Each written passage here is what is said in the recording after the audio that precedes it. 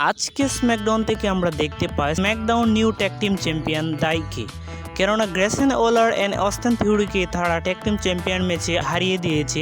মানে এখন থেকে স্ম্যাকডাউনের new tag team champion die. এবং আমরা দেখতে পাই সোলো সিকাওয়াকে, যে বলছিল যে আনডিসপিউটেড চ্যাম্পিয়ন টাইটেলটি সে নিজের করে নিবে, মানে কোডি রোডসকে সে হারিয়ে সে টাইটেলটিকে নিজের করে নিবে। এবং রোমান রিংস যখনই ব্যাক করে তখনই সোলো সিকাওয়ের সাথে তার ম্যাচ হবে, বা সোলো সিকাও বর্তমান ট্রাইবাল চিফ এবং রোমান ভার্সেস সোলো সিকাওয়ের মধ্যে আমরা ম্যাচ দেখতে পাবো ভবিষ্যতে। এবং আজকে স্ম্যাকডাউনে আমরা দেখতে পাই যে উসো, এলএনআই, ড্রু ম্যাকইন্টায়ার মানে মানি ইন দ্য ব্যাংকে যে সকল ম্যাচ কোয়ালিফাই করেছে সবাইকে, মানে 6 জনকে একসাথে দেখতে পায় এবং 6 জনের মধ্যে শুরু হয়ে যায় একটি ব্রল। এবং সেই ব্রলের শিকার হয় ড্রু ম্যাকইন্টায়ার, মানে ড্রু ম্যাকইন্টায়ারই আজকের ব্রলের মধ্যে বেশি পিটানি খেতে হয়।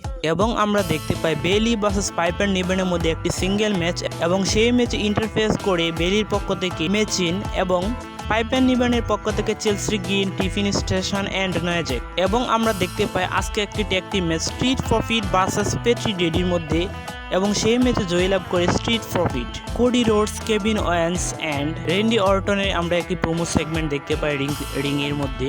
এবং আমরা দেখতে পাই আরেকটি women's tag team match Jade Cargill and Bianca Belair যে ম্যাচটিতে জয়লাভ করে। আমাদের চ্যানেলে নতুন হয়ে থাকলে অবশ্যই প্রতিটি ভিডিওতে লাইক, কমেন্ট এবং সাবস্ক্রাইব করে পাশে থাকবেন। ধন্যবাদ সবাইকে।